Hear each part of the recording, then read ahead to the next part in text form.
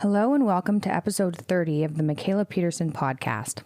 In this episode, I spoke with Dr. Natasha Campbell-McBride, author of Gut and Psychology Syndrome, creator of the GAPS diet. Dr. Natasha Campbell-McBride has a degree in medicine and postgraduate degrees in both neurology and human nutrition. In her clinic in Cambridge, she specializes in nutrition for children and adults with behavioral and learning disabilities and adults with digestive and immune system disorders. The GAPS diet basically starts off like the carnivore diet, and it's a dietary treatment that's quite successful, even though not widely accepted by mainstream medicine, something we discuss in this episode. I wanted to speak with Dr. Natasha because her way of treating health, starting with the gut, began decades ago before the carnivore diet was known at all. She's absolutely brilliant. One thing we may disagree on, or I haven't decided completely, she adds in a certain type of raw milk to help heal the gut. Let me know what you guys think of that, if you tried it. I think the connection between dairy and inflammatory conditions is fairly solid. At least it was for me. However, not all dairy is equal, which is something we discuss in this episode. We also delve into foods in the GAPS diet, her opinions on mainstream medicine, the microbiome, and her opinion on North American cows, which was hilarious, to be honest. This is a Russian lady that is very Russian, very smart, and really knows her stuff. This episode is brought to you by Smidge. If you've been on a carnivore diet or a low-carb diet, or you're planning on switching from a high-carb or standard American diet to a low-carb diet, sometimes people have trouble with digesting fats, particularly near the beginning of dietary switches. Sometimes those troubles can last longer too. Smidge makes an enzyme to help with protein and fat digestion, HCl plus enzymes. It's the only digestive supplement that combines a gentle dose of hydrochloric acid with pepsin, for helping digesting protein, plus 3 types of lipase to break down fats and other enzymes to help process gluten, casein, and other proteins, although just don't eat gluten. The supplement is great for ancestral diets, those with mild acid reflux, which is commonly due to low stomach acid, which HCl can help with, bloating, or if you want to maximize the body's absorption of nutrients or are concerned with fat digestion, in particular at the beginning of dietary changes. Smidge makes supplements using the cleanest formulas and ingredients. They're non-GMO with no additives or common allergens. You can get HCl plus enzymes at smidge.com. That's smidge.com. Thanks for sponsoring this episode. Hope you guys enjoy it.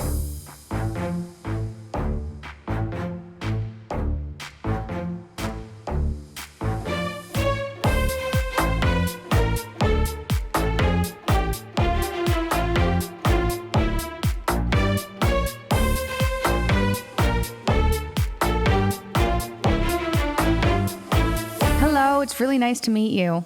Hello, Mikhaila. Hello, nice to meet you too. Welcome to my podcast. Thank you.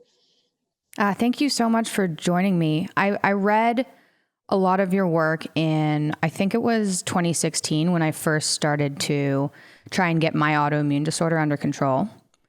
And I was eliminating foods left, right, and center without any idea of what to do, really.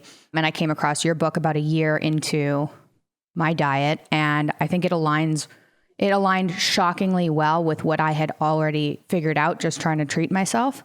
So I wanted to introduce you to my audience because I think the work you've done is incredibly important. Thank you. What autoimmune disorder did you have? Juvenile rheumatoid arthritis. It was later re-diagnosed as juvenile idiopathic arthritis, but it was severe. I had my hip and ankle replaced when I was 17. So, yes, it was tough. But I thought what we should just get started. If you could give a bit of a brief background to my audience about who you are and what it is you do. Hello, my name is Natasha Campbell-McBride. I'm the creator of a concept of GAPS, Gut and Psychology Syndrome and Gut and Physiology Syndrome. The concept of GAPS establishes a connection between the functioning of the digestive system in the person and the functioning of the rest of the body. Hippocrates, all those thousands of years ago, the father of modern medicine, Hippocrates, made a statement that all diseases begin in the gut. And the more we learn with our modern scientific tools, the more we realize just how correct he was.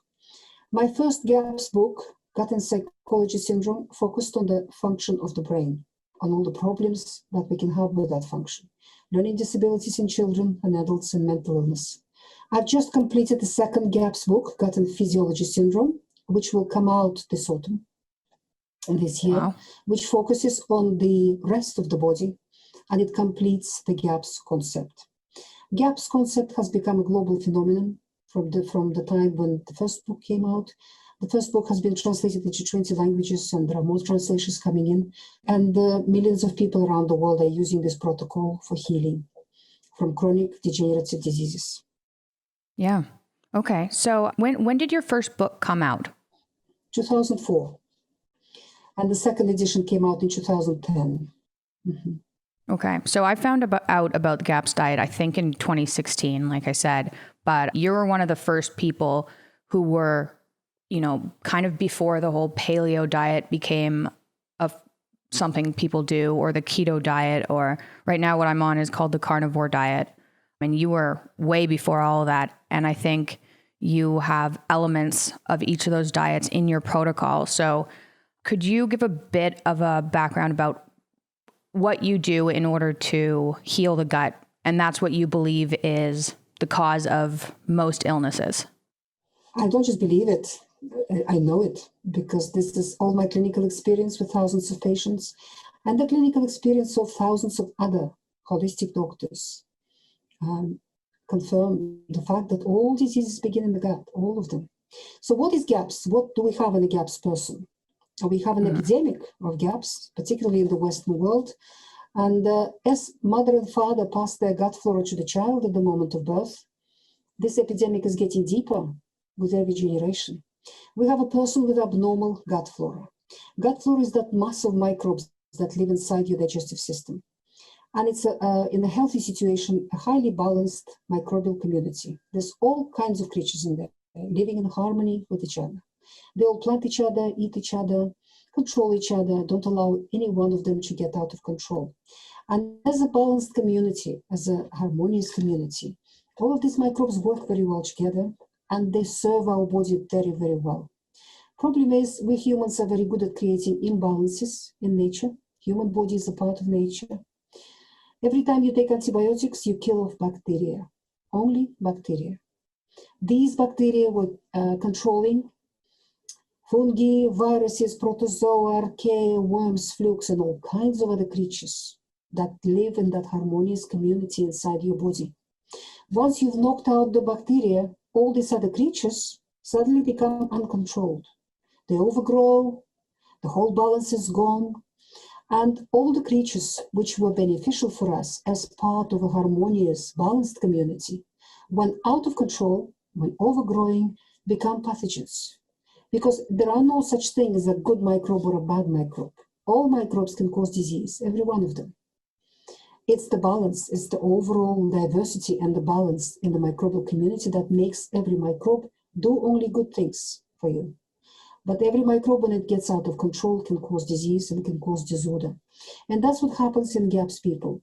And as I said, the mother and the father pass their gut flora to the child at the moment of birth. We have now generations of people with damaged gut flora. And with every generation, it becomes worse and worse. Because, for example, if grandparents had maybe 1 or 2 courses of antibiotics, which came out on the market in the 1950s or 60s, slightly damaged their gut flora, and then they passed that slightly damaged gut flora to their children. But then their children grew up in a very different world, very different to the world where their parents grew up in. They grew up in a world where antibiotics were given to them for every cough and sneeze, where agricultural industry appeared on the planet, which is using increasing numbers of agricultural chemicals, most of which are antibiotics in their nature. They don't just kill bacteria, they kill all kinds of microbes. They destroy all kinds of microbes. At the same time, food industry appeared on the planet, which destroys food and turns it into concoctions, chemical concoctions, which pollute human bodies, don't feed them very well, and feed pathogenic microbes, cause complete havoc in the human body. And then they grew up in the generations where girls were given contraceptive pill from a very young age, and they took that pill for quite a few years before they're ready to start their family. The pill has a devastating effect on the immune system of the woman, hormonal system, and on her microbiome, on her microbial community in her body. Because we have microbial community not only in the gut, We have microbes everywhere in the human body. They live in your lungs, in your heart, in your blood, in your abdominal cavity, in your brain, in your eyes. They're everywhere. And they're all supposed to be balanced. It has to be a diverse, balanced community. When we take chemicals which destroy some portion of that microbial community, they absorb into your bloodstream and they damage the microbial community everywhere in your body. So coming back to those generations of young people who went through their childhood and young years, exposed to many, many man-made chemicals, which are increasingly became a norm on the planet. And so by the time they decided to have their first child, their gut flora is far more damaged than what they got from their parents. Becomes far more damaged. And that is what they pass to their children at the moment of birth. And with every generation now, the situation is accelerating. It's becoming more and more severe. The child is born already with the gaps, gut and psychology, gut and physiology syndrome, with abnormal microbial community in the body. When a person's digestive system is dominated by abnormal flora, abnormal microbial community, you do not digest your food well. You can be eating the best quality food in the world, but your digestive system is unable to break it down properly and absorb it properly. So you develop multiple nutritional deficiencies. Majority of that food is converted by the pathogenic microbial community into a whole river of poisonous chemicals. At the same time, these microbes damage the integrity of your gut wall. It becomes porous and leaky. It becomes like a sieve. And all these chemicals absorb into your bloodstream. The foods don't get a chance to be digested properly before they absorb through that damaged, leaky gut wall. You start absorbing everything undigested. Then the immune system finds these undigested foods in your blood and your lymph, looks at them, doesn't recognize them as food, and attacks them. And this attack can manifest itself as any symptom under the sun in any organ, and the symptoms can be immediate or delayed. So on any given day, the person has no idea what they're reacting to. You might be reacting to a piece of lamb you just had for lunch, plus a tomato you had yesterday, plus eggs you had 2 days ago, plus something else you had 2 weeks ago. In reality, you're reacting to everything you eat because most of your foods do not have a chance to be digested properly before they absorb. So what happens in a GAPS person, as a summary, instead of being a source of nourishment for you, your digestive system becomes a major source of toxicity. A river of undigested foods, poisonous chemicals, alive microbes, immune complexes, and all sorts of other damaging things flow from the gut into your blood, into your lymph, get distributed around the body, or wherever this toxic flow gets to, it will cause disease. And of course, the immune system has to join in because your immune system, its very existence is to deal with damage to your tissues, to deal with invaders in your body. This is an invader coming in from your digestive system. So your immune system will find tissues in your body which are contaminated by this toxic river coming from the gut. If it is your knee, your joint, let's say your knee, that's where some of this toxicity has accumulated. And many of these toxins like to attach themselves to proteins. They fit in nicely with proteins. They attach themselves to particularly sulfur-containing amino acids in the protein. And collagen, about 3/4 of all protein in the human body is collagen. This is an elastic protein that holds our bodies together. It is particularly richly represented in your joints, in your ligaments, in your bones, in your muscles, and in other parts of your connective tissue in the body. Collagen, unfortunately, is a magnet for toxicity. Many toxins coming out of the gut attach themselves to molecules of collagen. So let's say your knee, largely made out of collagen, this toxicity came in, attached itself to collagen molecules, and they changed those molecules' three-dimensional structure. So your immune system then finds these changed collagen molecules, sees that this is abnormal, this is a foreign abnormal protein. So the first thing that the immune system would do, it would launch an immediate response off the shelf, a response that is not specific, but it's immediate. It's right there, it's ready. Inflammation. What is inflammation? Your knee is swollen, red, hot, painful, and the function is limited. Inflammation is very effective at cleaning up contaminated tissues in the human body. So if this bunch of toxins came once and then stopped, inflammation will do the job very nicely. Your knee might be swollen for a few days, and then it subsides. The knee is left clean. The immune system has cleaned it up, repaired it, everything's fine. You can forget about that episode. But if toxicity hasn't stopped coming, if your situation is chronic and the gut wall is leaky and the food continues absorbing undigested and the river of toxicity keeps flowing for months and months or years or most of your life, then inflammation is not enough. Then the immune system will use its other mechanism called autoimmunity, where it will learn about this contaminated collagen in your knees, memorize that information, and start creating specific antibodies, specific cells against those contaminated molecules of collagen. So your immune system will start destroying your knee, destroying those damaged, contaminated molecules. Our mainstream medicine considers autoimmunity to be a misguided behavior of our immune system. They still believe that the immune system doesn't know what it's doing and it's mistakenly attacking your own tissues. No, that's not the truth. Your immune system is never misguided. It always knows what it's doing. And it would use all kinds of mechanisms that it has in its toolbox, all kinds of tools it has in its toolbox to deal with the situation in your body. And it knows what's appropriate for what situation. So antibodies are important. Unfortunately, as soon as your immune system developed antibodies against contaminated collagen, it's not attacking clean collagen. Healthy collagen is your knees. Why would the immune system do such a thing? It will never do such a thing. What it's doing, your collagen is contaminated. So autoimmune disease should be renamed. It should be named the contamination disease, not autoimmune disease. Because autoimmune implies that the immune system is attacking self, attacking you. So based on that belief and based on that misunderstanding, our mainstream medicine has been busily suppressing people's immune systems with steroids and other terrible drugs. And they just beat the immune system down to stop it attacking your own body. So as a result, nobody's dealing with that contamination. It continues in your body, the disease progresses. But what happens with these drugs, the symptoms of your disorder, the red, hot, and swollen, and painful, and limitation of function, all those symptoms were caused by the immune system. Immune system that was cleaning up your knee, dealing with the contamination. Yep. As you beat the immune system down with powerful drugs, with steroids, destroy the immune system, the symptoms disappear because nobody's reacting, nobody's dealing with the situation. Did that stop the disease? No. The disease will continue destroying your knee. It will progress even faster now, but with nobody protecting you from it and nobody cleaning up your knee and nobody dealing with that situation in your body anymore. Our mainstream medicine has been at it for decades. The complete failure of this approach doesn't seem to be stopping them.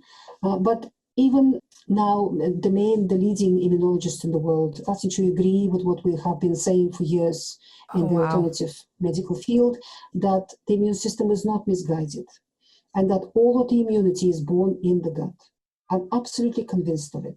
Every autoimmune disease, no matter how far away from the digestive system it develops, it might be rheumatoid arthritis, it might be multiple sclerosis, it might be diabetes type 1, might be lupus, might be psoriasis, might be nephropathy. The roots of that disease are in the gut. Why? Because about 85% of your immune system is located in the gut wall. So your digestive system is the biggest and the most important immune organ in your body. This is where the immune system is being fed, is being looked after, and being properly informed. Because about 90% of all cells in your body live in your gut flora. 90%. It means your body is only 10%. It's a shell, a habitat for this mass of microbes that live inside us. And these 90% of us interact with 85% of your immune system all the time. They work together like two partners. So when the gut flora is abnormal in a person, when the person has gaps, gut and psychology, gut and physiology syndrome, the immune system becomes unbalanced, it becomes malnourished, it becomes intoxicated, and it has a huge workload because the gut becomes a major source of toxicity in the body. So that's where autoimmunity comes from. And every autoimmune disease, the treatment must begin from healing and sealing the gut wall. We need to rebuild the gut wall for the person out of quality materials. We need to close all those holes. And once those holes close up, that river of toxicity stops. It turns into a trickle, into a little stream, and eventually it stops. And once that stops, then everything in the body can be cleaned up, rebalanced, repaired. As long as this river of toxicity keeps gushing in, nothing can be repaired in the body. You will continue developing symptoms and you will continue getting ill. That is what we do with the GAPS nutritional protocol. We rebuild the gut wall for the person. We heal and seal the gut wall. We close all those holes. We change, rebalance, normalize the gut flora in the person. That vital microbial community inside the gut. There's nothing sterile in the human body. Majority of your body are microbes. So we have to forget the idea that we should be killing microbes or sterilizing anything. The more microbes, the merrier. The bigger the diversity, the better. All we need to do is rebalance it. Bring it all in the right, appropriate balance. And that's what we do with the GAPS nutritional protocol. Yeah, wow. That's exactly what's happened to me throughout my life. As I was born and I was ill right away. And I was put on immune suppressants and my disease continued to get worse, even though all the swelling went away. So that's exactly what happened. And I started eliminating foods just out of curiosity. And I ended up on an all meat diet. So just beef. And beef seemed to be the only thing that wasn't triggering my immune system. So my theory was, okay, I stay on this for a while. Maybe the leaky gut will stop. And then I have to figure out how to fix the microbiome issue. So what's the first stage of GAPS that you suggest? How do you heal all those holes? Like, what is somebody who's had generations of antibiotics? What is somebody like that supposed to do? The good news is that all cells in the human body live a short life. They work very hard, they get old, worn out, they die, and they get replaced by newly born cells. This wonderful process is called cell regeneration, and it's very active in all of our tissues and organs, everywhere. Every 3 months, you've got a new liver. All of your liver cells have died and got replaced by newly born liver cells. That's so cool. And in the gut wall, our gut wall, those cells only live for 2-3 days. The cell regeneration, cell turnover process there is extremely rapid. In order for the human body to give birth to trillions of new cells, new baby cells every day, building materials are required. Quality building materials.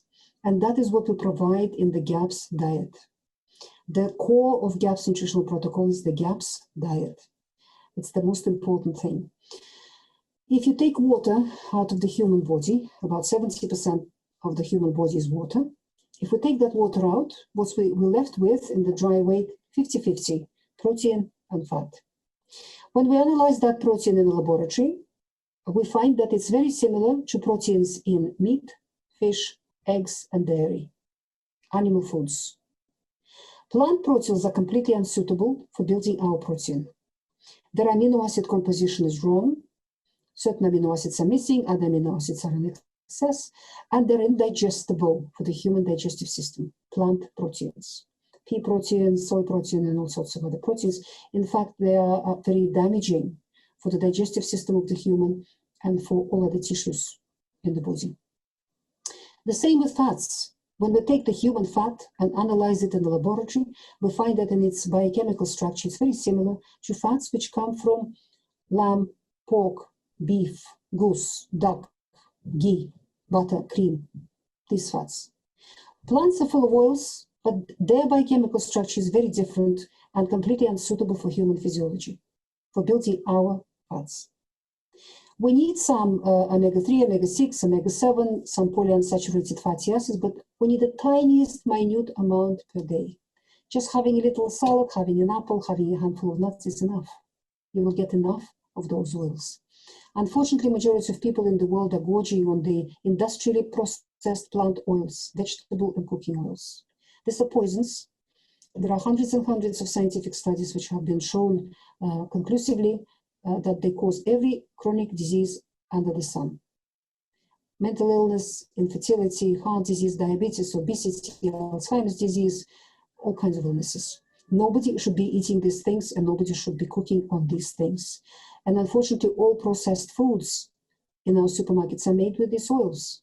So all processed foods have to be out for any person who's trying to recover or maintain their health. So the only fats that are suitable for the human physiology to consume are animal fats. And what I found through my clinical experience that the more the merrier. The more animal fat a person manages to eat per day, the quicker they recover. There's no doubt about it. So it is animal foods that are the key. I have many patients in my clinic since I've written the first GAPS book. For those years, I learned something new every day from my patients because my patients are my teachers. That's where I derive all the information that I give to people. I haven't got this information from any book. My patients taught me all of this.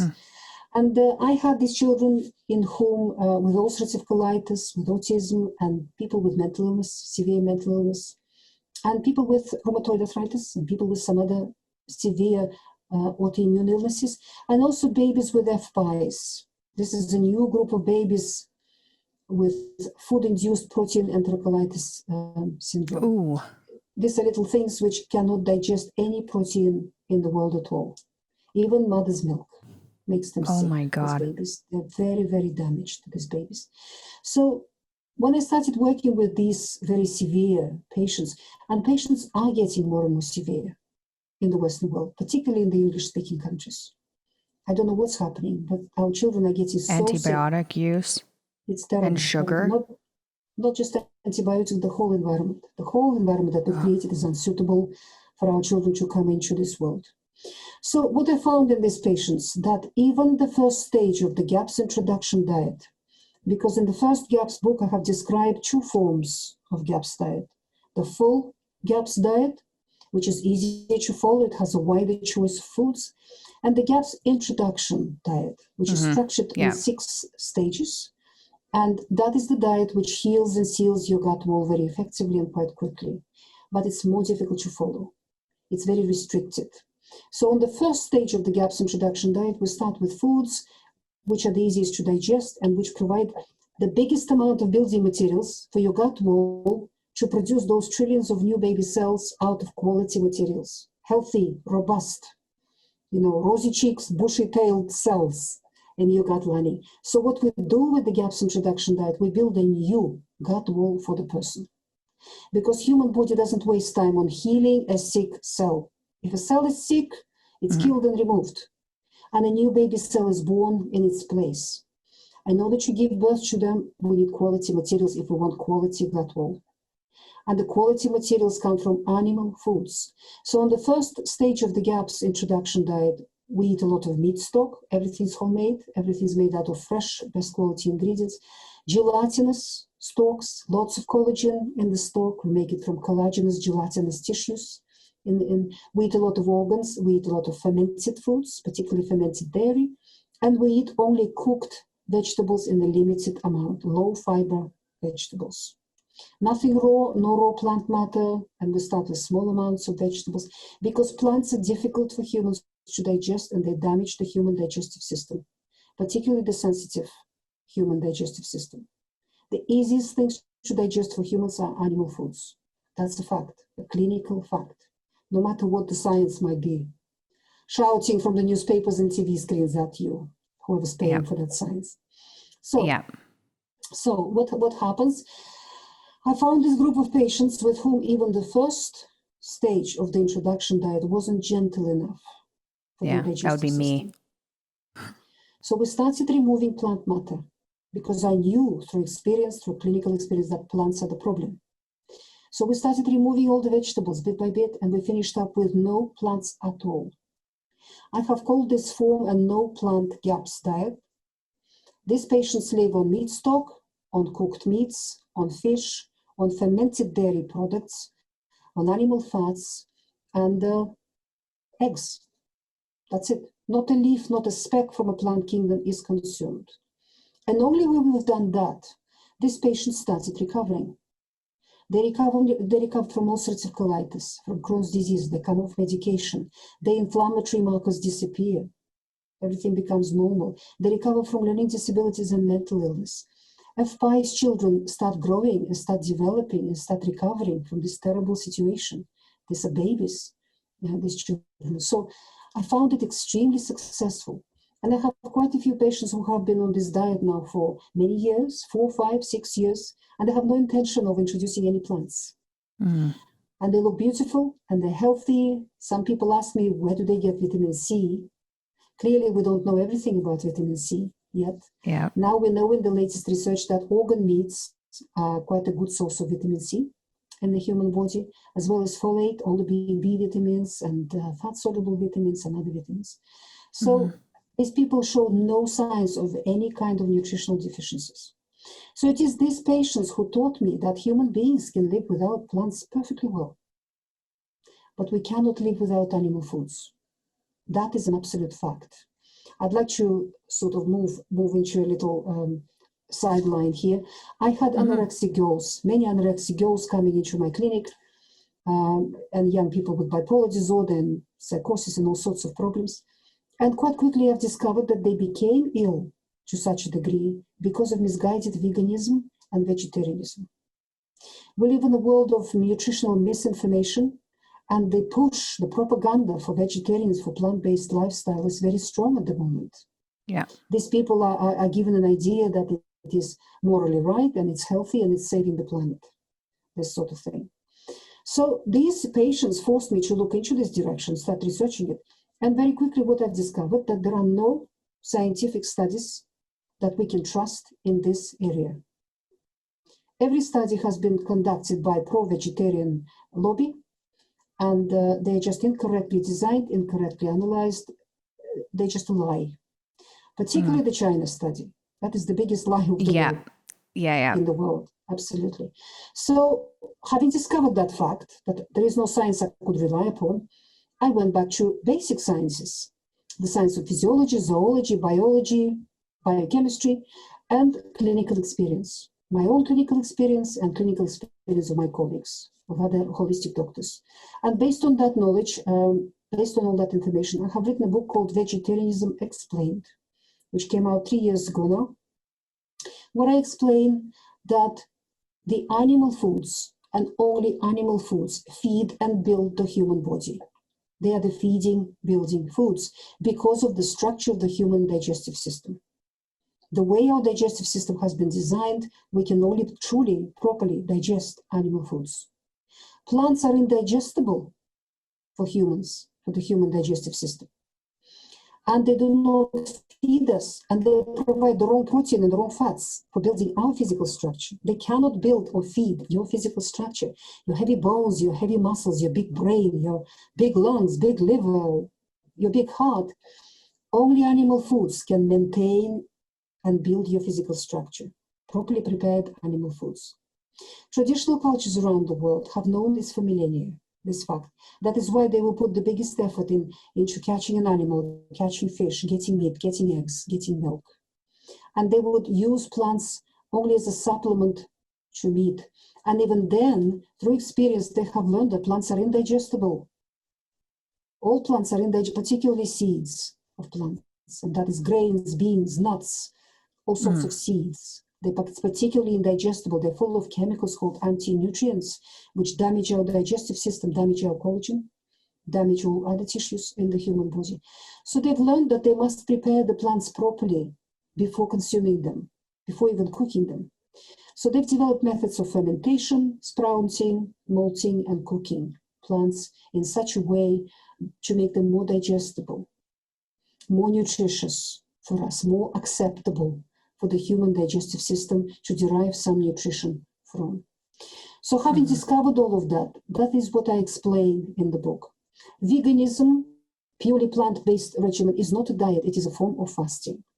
It has been considered a form of fasting for tens of thousands of years in the Hindu culture in India, and they call it a fast, and they will never do it longer than 41 days or 42 days. Veganism, where you live purely, entirely on plants.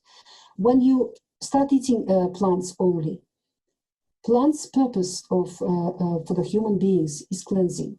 Plants cannot feed the human body to any degree, but they are powerful cleansers. They have powerful chemicals in them which keep our bodies clean on the inside. They have phenols, salicylates, phytonutrients, and various other cleansing substances. And that is the purpose of eating plants, of keeping our bodies clean on the inside.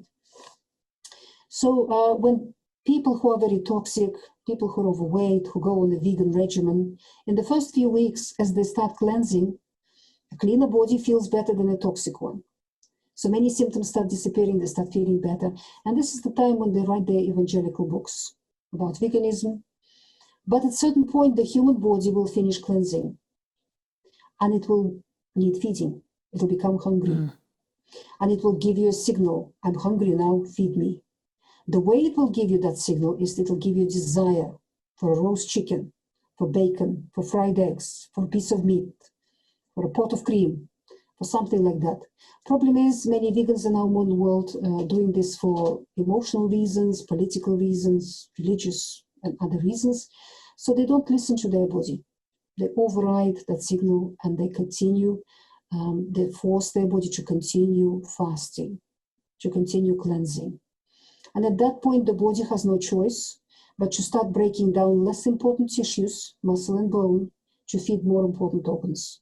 Your brain, your lungs, your heart, your liver, your digestive system. So the person starts losing muscle mass, starts losing bone mass, and eventually starts developing degenerative disease. And I have seen far too many young people like that. So we've sort of moved away from GAPS a little bit, but if you know anyone who believes in the plant-based lifestyle, please give them my book, Vegetarianism Explained, Making an Informed Decision. You might save a life. So coming back to the GAPS nutritional protocol, not only the brain is affected, but every organ, every tissue in the body is affected. And that is what I describe in the new book, Gut and Physiology Syndrome, which is coming out this autumn, where I will describe the full list of autoimmune illnesses, atopy, allergies, asthma, eczema, and various other allergy conditions, fibromyalgia, chronic fatigue syndrome, neurological illnesses, hormonal illnesses, and all sorts of other illnesses. Have you had many patients intolerant to fermented dairy at the beginning? Yes, a lot of people, when your gut wall is damaged and porous and leaky, there is a problem with dairy in the world. And the biggest problem is that we've got the wrong cows. Okay, yeah, I've read about this. That's right, that's the biggest problem. In the 60s and 70s, our industrial agriculture wasn't happy with how much milk a normal cow is able to give them. They wanted more profit. So they gave an order to the scientists to produce a cow that can give us more milk. So what the scientists did, they took animals which had a brain tumor in their hypophysis, which was overproducing growth hormone. This was sick animals. It had too much growth hormones. When a cow has too much growth hormones in her body, she produces more milk. She gives you more milk. And from these sick animals, they bred a new variety of cows, commercial breeds of cows, Holstein Friesian, huge beasts, which give us 3 times more milk than a normal natural cow is able to produce. These are Frankenstein animals. They're sick from the beginning. They have about a third of normal cow's life. By the age of 4, they have cancer. By the age of 3, they all suffer from arthritis and infertility. How can a sick animal give you healthy milk? A sick animal will give you sick milk. These are Frankensteins, and you're getting Frankenstein milk from it. And then our scientists, in other branches of science, have produced all this research to show us that milk causes every disease under the sun. Yeah. Cancer, infertility, heart disease, to mental illnesses and everything else. And all of that research has been done with Frankenstein milk. Most milk in our supermarkets and most dairy coming from the food industry are from these cows. They are Frankenstein dairy. Of course, they will make you sick. Of course. So number one thing to do with the dairy, you find natural breeds of animals that Mother Nature created, native breeds of animal. Whether it's a goat or a cow or a ewe or whatever it is, whatever animal. That's the first thing. Second thing, all natural herbivorous animals, cows, goats, sheep, donkeys, deer, camels, they are pure herbivores. They must live on pasture. They must eat grass, and they must not eat grain. A little bit of properly prepared grain, fermented or sprouted, is okay to feed your dairy herd, to sustain them a little bit more, because they're giving a lot through the milk. Jersey cows, for example. But that needs to be properly prepared. But 90% or more than 90% of bulk of what the cow eats must be from pasture, must be grass from pasture, hay, haylage, and grass. So that's what these cows must be. And the pasture must be organic, where there is a plethora, variety, a diversity of plants growing together in a community, because cows derive different nutrition from different grasses and from different herbs. And it's also important for them to get access to some bushes, to some trees, because they get different nutrition from trees and bushes and other vegetation. So that's the most important thing. So if a cow is locked up in a CAFO, confined animal factory operation, where she lives on standing in her own excrements and eats grain and soya all day long, the quality of her milk is not going to be what Mother Nature intended for us.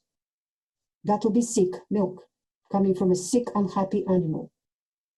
So it needs to be, first of all, native breed. Secondly, on organic, natural, diverse pasture. Not the kind of pasture that industrial agriculture provides. Some of them say, oh, our cows are on pasture. What kind of pasture? It's a monoculture of a hybrid grass that they spray with fertilizer several times a year. Then they cut it and they haul it into the CAFO and they feed that grass to the cows and they call them grass-fed. These cows still never see the light of day. They never see the sun. They never put their hooves on pasture. They're still on concrete somewhere. But they're eating this hybrid sprayed dirty grass, unnatural. A lot of it is genetically modified too. That is not grass-fed. That is not the kind of milk we want from the animals. And once you have a real animal on a real pasture, that milk must not be pasteurized. The cows need to be milked in hygienic conditions, so milk doesn't get contaminated after it leaves the animal. And it must not be pasteurized, because milk of any animal is alive. It's the white blood of the female, including humans.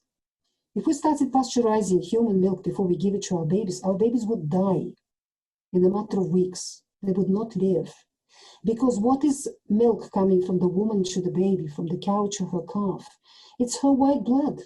It's got alive and active immune cells, white blood cells, active hormones, neurotransmitters, microbes. Because the blood is a microbial community. There's lots of microbes in there, and they're essential. This is a probiotic food that comes into the baby. When we pasteurize milk, we kill it. We kill all those cells. We destroy the structure of all those hormones, proteins, active enzymes, and so on. A good example is lactose. Many people are lactose intolerant. Mm-hmm. If you drink raw milk, the raw milk contains an enzyme called lactase to digest all the lactose in that milk for you. When we pasteurize that milk, the lactase gets destroyed. So as a result, there's nothing to digest lactose for you. You become lactose intolerant. I've had so many patients, I've lost count, who lost their lactose intolerance when they switched to drinking raw milk. Wow, okay. Pasteurized milk. That's what I've heard. Dairy and dairy, and we need to understand that. Problem is, if you've been consuming dairy from the supermarkets, commercial dairy, it takes about 6 months for all the debris of that dairy to leave your body. So you might have about 6 months period of time of cleansing from the dairy. And once it's left your body, then you can introduce proper dairy, proper natural, raw, organic, and we always introduce it in the fermented form, always. And in that state, in my experience, vast majority of people tolerate it perfectly well, and it brings them a lot of benefit. Interesting. Okay. So I told you I've been on an all beef diet, and it's been almost 3 years. And that was because I couldn't tolerate anything else, including I couldn't take any pills. Like I couldn't take anything without having a flare up.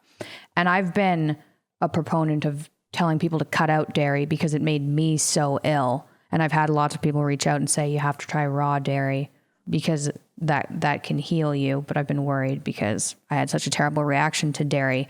But your first step for people, if they're very damaged, is seal the gut by consuming animal protein and fat.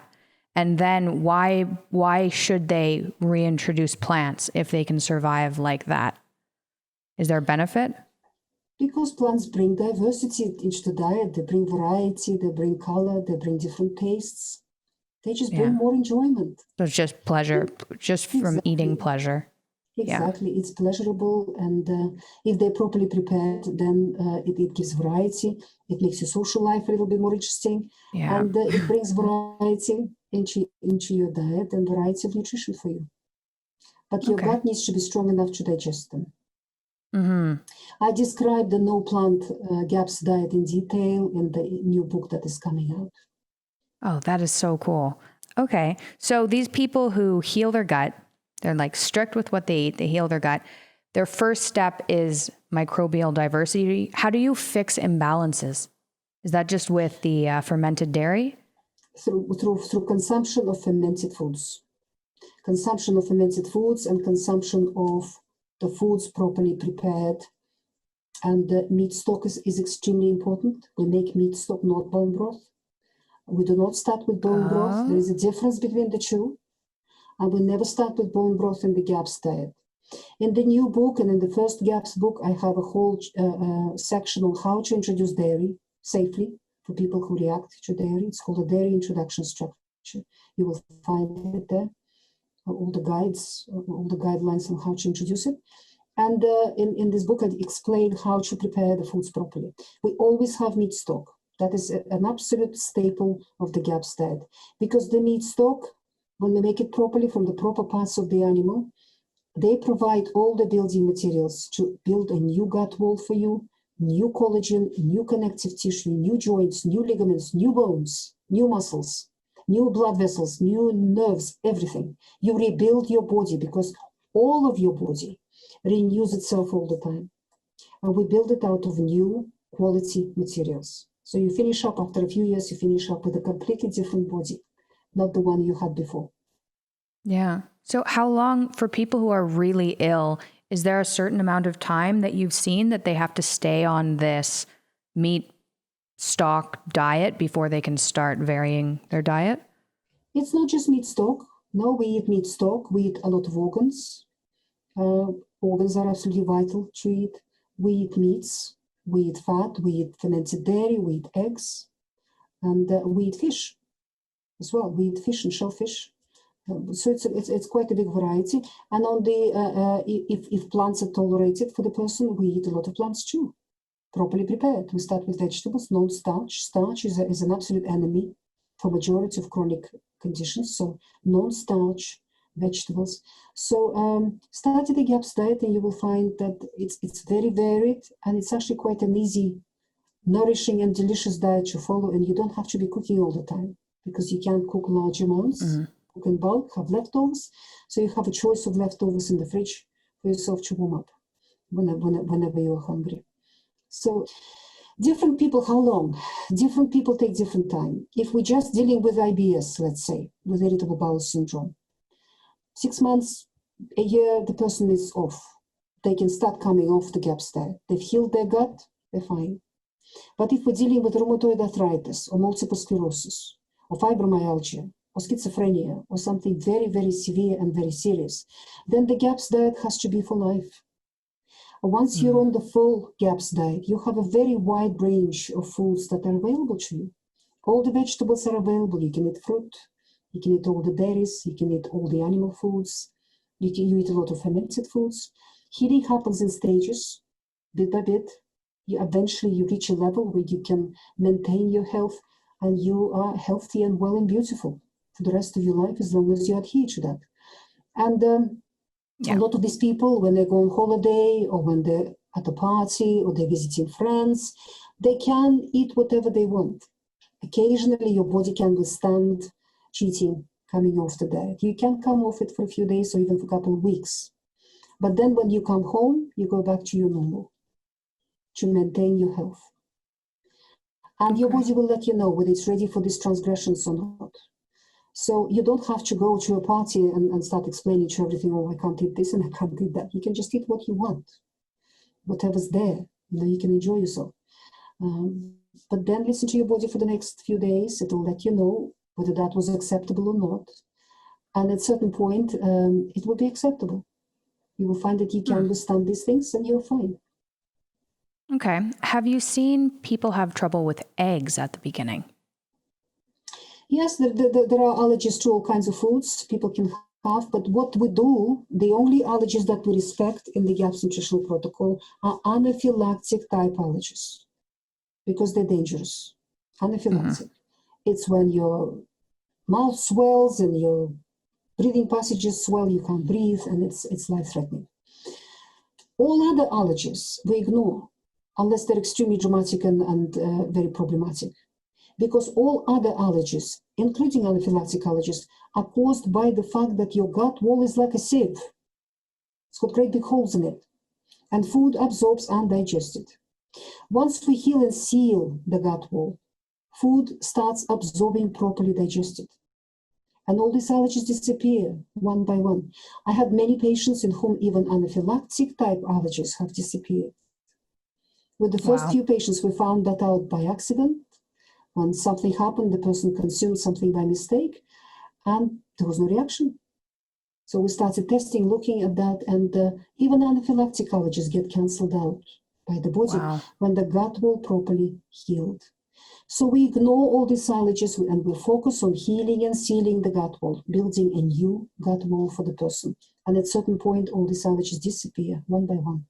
Of course, if you have one particular food that is causing you the biggest trouble, it's sensible to remove it for a period of time. But many people go to laboratories, start testing for food allergies and intolerances, get this list of foods, 4 pluses for this, 3 pluses for that, 2 pluses for this. Start removing foods out, and they remove and finish up with virtually nothing left to eat. And they're still reacting. Because as long as your gut is like a sieve, you're absorbing everything you eat and digest it, and you're reacting to it. Everything. So ignore the testing. I don't even recommend these tests at the beginning of the protocol. I recommend you focus on the introduction diet to heal and seal your gut wall. Then, a few months later, your body will let you know now 99% of these foods I used to react to, I'm not reacting to anymore. I'm fine with that. But there's one that I'm still problematic. So at that point, you can remove that food for a while, wait maybe 3-4 months, and then try it again and see what happens. So your assumption for people who start on the first GAPS diet and who say are reacting to eggs or something is that eggs aren't actually damaging their gut, but at that moment it's leaking through and your body is reacting to it. So you just have to wait. They're coming in slightly undigested. That is why the symptoms. Majority of people react to the egg white. Yeah. So it's that is why in the introduction diet we just start with raw egg yolks. Initially we remove the whites. And in my experience, vast majority of people do not react to the egg yolk. They tolerate it perfectly well. It is a wonderful source of nutrition, raw egg yolk. So I would keep it in the diet as much as possible. Unless there is, of course, anaphylactic type allergy. Yeah. And I say that's the only allergy we respect. Wow. So just I think the last question I have before I wrap up is you started this diet quite a while ago, and there must have been a huge kickback against what you were saying, especially what all autoimmune disorders are caused by one thing. People can survive on only animal foods. What was that like? Did you receive a lot of criticism? I haven't, actually, because I haven't been fighting anyone. When I've discovered the concept of GAPS, I knew instinctively, immediately, that the last people I should give this information to are the medical profession, are my colleagues. The last people, because I knew that they will stone me for this idea. So I didn't do that. I gave this information to people who needed it badly in the world. Yeah.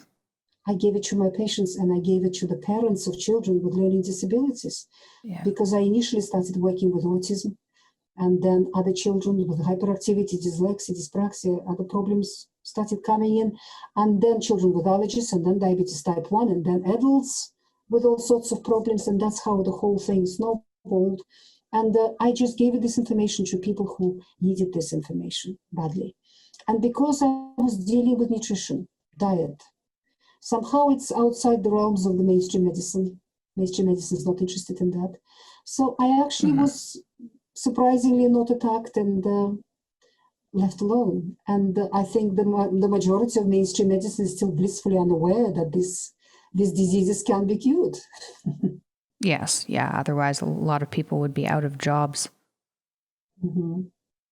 Yeah.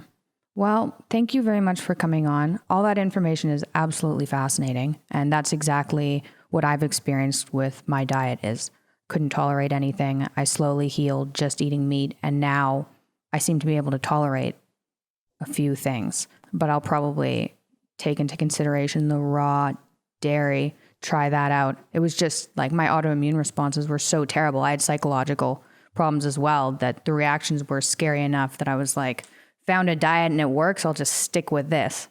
You look beautiful now. Thank you. You look healthy and beautiful. Thank you very much. And thank you again for coming on. Is there anywhere I can direct listeners? I have a website called gaps.me. I have a blog, which you can find off the website. I have been training medical practitioners for more than 10 years now, and we have thousands of GAPS certified practitioners around the world. We now put the training online, so you can find the training courses on gapstraining.com. gapstraining.com. So that is for qualified medical practitioners, health practitioners, and also for not qualified people, because we now have several courses for different levels of qualifications for people who want your help. So you're welcome to have a look there and see if you would like to get trained. Great. Well, thank you very much again. That's a pleasure. Thank you for inviting me.